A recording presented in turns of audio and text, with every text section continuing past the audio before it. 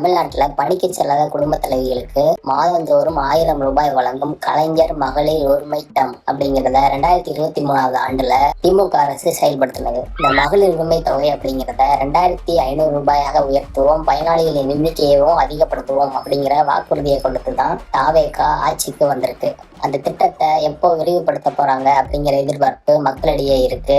அதெல்லாம் ஒரு பக்கம் இருந்தாலும் நாம இப்ப பார்க்க போற செய்தி அப்படிங்கிறது மகாராஷ்டிரால இதே மகளிர் உரிமை திட்டத்தை காப்பி அடிச்சு செயல்படுத்தின திட்டம் இப்ப என்ன நிலைமையில இருக்கு அப்படிங்கிறத பத்தி தான். மஹில் லடிகி பகின் யோஜனா அப்படிங்கிற பேர்ல இந்த திட்டத்தை மகாராஷ்டிரால பாஜக கூட்டணியில இருக்கிற அரசு செயல்படுத்துச்சு.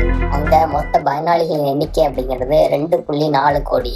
வழங்கப்படும் தொகை அப்படிங்கிறது 1500 ரூபாய். இப்ப என்ன விஷயம் அப்படின்னா 2.4 கோடி பேர்ல இருந்து 92 லட்சம் பேரை நீக்கியிருக்காங்க. எதற்காக நீக்கப்பட்டாங்க அப்படிங்கிற காரணங்களை பார்த்தோம்னா, உரிய சான்றுகளை அவங்க சமர்ப்பிக்கல, அவங்க வேற திட்டத்துல பயனடைஞ்சுக்கிட்டு இருக்காங்க, அவங்களுடைய வருமான வரம்புங்கிறது இந்த திட்டத்தில் சேர்ந்த பிறகு அதிகமாயிருக்கு, ஒரு சில பயனாளிகள் 65 வயதை கடந்துட்டாங்க, இப்படின்னு பல காரணங்கள் சொல்லியிருக்காங்க.